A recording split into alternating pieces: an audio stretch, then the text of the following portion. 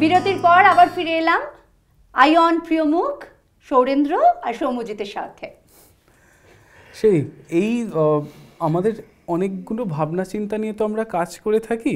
তবে প্রথমেই আমার একটা মানে এখানে সে থেকে খুব মনে হচ্ছে যে এটা খুব স্পেশাল একটা অনুষ্ঠান এই কারণ এইরকম টেলিভিশন টক শোতে সাধারণত নিজেদের কাজকে এক্সিবিট করা বা মানুষের সঙ্গে শেয়ার করার একটা প্ল্যাটফর্ম কিন্তু থাকে না, যেটা এই অনুষ্ঠানে রয়েছে। ফলে এই যে আমরা দেখলাম চিরসখা হে, বা আগামী যদি আপনারা মানে আরও আমাদের কয়েকটা কাজ দেখান, সো সেইটা খুব একটা এক্সাইটিং জায়গা। আরেকটা খুব এক্সাইটিং ফ্যাক্ট হচ্ছে যে আমরা আজকে এই অনুষ্ঠানের প্রথম অতিথি। নিশ্চয়ই প্রথমবার, মানে ফলে সেটা নিয়ে একটু কথা বলতেই হয় যে আমার মনে হয় জীবনের সমস্ত কিছু প্রথম, সেটা প্রথমবার সিগারেট খাওয়াই হোক আর প্রথমবার প্রেম করা হোক, প্রথম ফেল সেটা আমরা করিনি, আমরা প্রিটেন্ড করছি আমরা খুব ভালো ছাত্র, সিগারেট খাওয়ানি, ঠিক আছে, এবং ফেলও করিনি। ওকে, ধরা যাক। তো এই সমস্ত প্রথম কিছু খুব বিশেষ, নিশ্চয়ই, এবং সেটা অনেক দিন মনে থাকে স্মৃতিতে। আর আমরা জেনারেলি এত ধরনের এক্সপেরিমেন্টাল কাজ করি, কিন্তু সবচেয়ে আনন্দ হয় যখন খুব প্রথিতযশা কিছু শিল্পী তাদের সাথে আমরা কোলাবোরেট করতে পারি, স্পেশাল কিছু রিসার্চ ওরিয়েন্টেড কাজ করতে পারি। কিন্তু ক্রিটিসিজমের কথা বলতে হবে। হ্যাঁ, যেটা বলছিলাম যে তোমরা যে নতুন একটা এক্সপেরিমেন্ট, মানে রবীন্দ্রনাথকে ছুঁয়েছো সেভাবে দেখতে পাই, তাকে নিয়ে তোমরা এক্সপেরিমেন্ট করছো, সেটা নিয়ে তোমরা কি ক্রিটিসিজমের মানে প্রায় দিয়ে তো গেছো? আমরা রবীন্দ্রনাথ নিয়ে প্রথম ক্রিটিসিজমের মুখে যেটা পড়লাম, কি ভাগ্যি সেই ভদ্রলোক রবীন্দ্রনাথ নিজেই এসে আমাদেরকে সেই সামনে বসে সমালোচনা থেকে টেনে বার করলেন। হ্যাঁ, সেটা হচ্ছে আমরা প্রথম, আমার মনে আছে 2010, আমরা সদ্য কলেজ থেকে বেরিয়েছি তখন, আর আমরা খুব হুজুগে, খুব ক্রেজি কিছু আইডিয়ারকে চেস করি। তো প্রথমবার আমরা প্ল্যান করলাম যে রবীন্দ্রনাথের সবচেয়ে জনপ্রিয় গান যেটা সারা ভারতবর্ষে, মানে অ্যাপার্ট ফ্রম বাঙালি, সেটা হলো আমাদের ভারতবর্ষের জাতীয় সঙ্গীত জনগণ মন অধিনায়ক জয় হে। কিন্তু আমরা অনেকেই জানি না যে আসলে সেই গানটি একটি মানে মস্ত বড় গান, 5টা অন্তরার একটা গান, যার মানে শুধু প্রথম অন্তরা আমরা জানি, আমরা জাতীয় সঙ্গীত হিসেবে।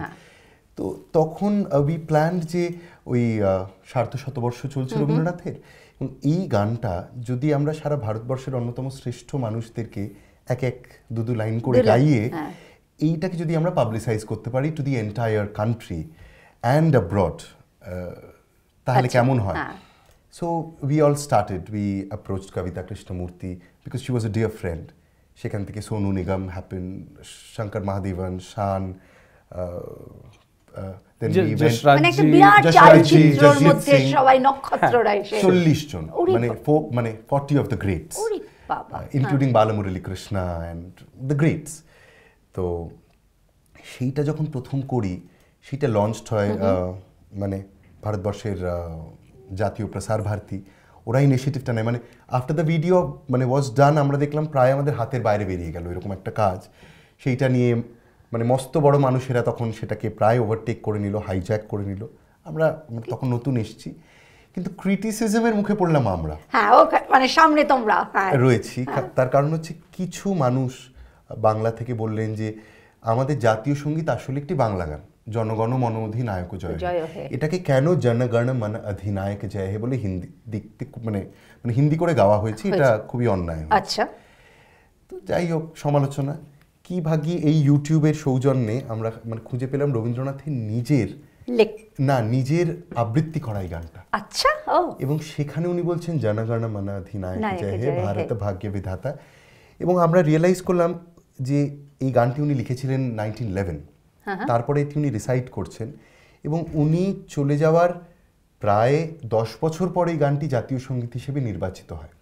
মানে তার কারণ হচ্ছে দেশ স্বাধীন হয় 1947, তখন উনি নেই।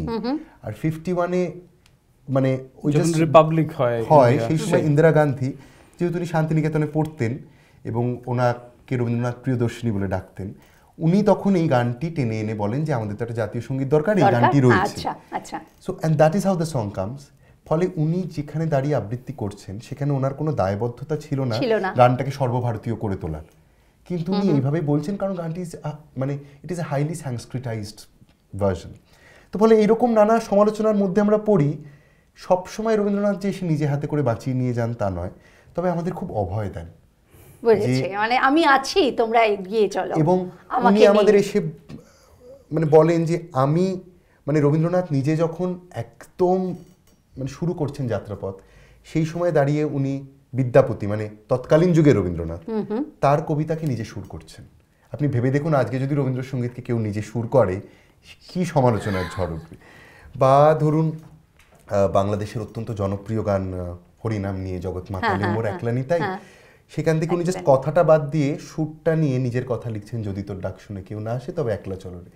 আমার মনে হয় আর্টিস্টিক লিবার্টিটা এইটা মানে নেওয়ার যে সাহস সেটাও রবীন্দ্রনাথই শিখিয়েছেন।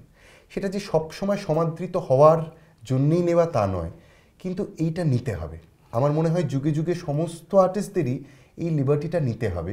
মানুষের ভালো লাগবে এবং সব কাজ যে শাশ্বত হয়, সব কাজ যে টাইমলেস হয় তা নয়, কিন্তু শুধুমাত্র টাইমলেস হব বলেই কাজ করা তা তো হয় না। কোনো একটা দুটো কাজ হয়তো টাইমলেস হয়, কিন্তু এই সাহসটা নিতে জানতে হবে। একবার সলিল চৌধুরীর একটা ইন্টারভিউ আমি শুনছিলাম সৌরেন্দ্র, তাতে উনি বলছিলেন যে সুরের ঝর্ণা বলে উনি একটা গান করেছিলেন, বাংলা আধুনিক গান। তাতে উনি 3 পার্ট হারমোনি ব্যবহার করেছিলেন, মানে এই হারমোনি কনসেপ্টটা খুব ওয়েস্টার্ন। তখন ওনাকে খুব সমালোচনার সম্মুখে মানে পড়তে হয়েছিল যে 3 জন 3টে সুরে গাইছে, কি ব্যাপার। তো তাতে উনিও বলছিলেন যে আমাদের সাহস করতে হবে, আমাদের নতুন নতুন জিনিস we have to try out and we have to cater, একটা গতে বাধা ভাবে চলবো, চলতেই থাকবো, জন্য অন্তত সেটা করতে হবে। জেনারেলি সব শিল্প বা শিল্পী সত্তাই এন্টারপ্রেনার হয়, মানে তাদের ভাবনা চিন্তাকে প্রকাশ করার জন্য একটা অদ্ভুত শক্তি লাগে। আপনি যদি রাশিয়ার চিঠি বা জাপান যাত্রীর ডায়েরি এগুলো পড়েন, তখন দেখবেন এই মানুষটা কত কষ্ট করে এত ট্রাভেল করে তার শান্তিনিকেতনকে গড়ে তোলার জন্য ফান্ডস জোগাড় করেছেন। আপনি যদি স্বামী বিবেকানন্দর কথাও ভাবেন, সেই বয়সে সে শিকাগো ধর্ম মহাসভায় একা আমেরিকা যাচ্ছে, আর এটা আজকের দিন নয় যেখানে অতটা কানেক্টিভিটি আছে। এখানে আয়ন টিভি নেই তখন, সেই মানে যে কোনো লেজেন্ড তার যদি আমরা বাণিজ্যিক দিকটা, তার এন্টারপ্রেনারিয়াল ভাব, মানে এগুলো নিয়ে যদি বিশ্লেষণ করি, একটা অদ্ভুত স্কেচ নতুনভাবে সবার আপনার চোখের সামনে ভেসে আসবে। আর আমরা খুবভাবে দেখেছি যে এই মানুষগুলো কত কষ্ট করেছেন, মানে কত শীতের রাতে হয়তো চাদর ছাড়া তারা শুয়েছেন, তাই আজকে হয়তো মানুষ তাদেরকে সেই সম্মান, সেই স্বীকৃতি, তার মানে শিল্পর প্রতি সেই সম্মান দিচ্ছে। তো জেনারেলি এগুলো দেখে আরও আমরা ইন্সপায়ার্ড হই, নতুন কাজের দিকে এগোতে চাই। তো এইরকমই একটা গান আমরা রেকর্ড করেছি যেটা জার্মান একজন গিটারিস্টের সাথে। এই গানটা খুব জনপ্রিয় হয়েছে।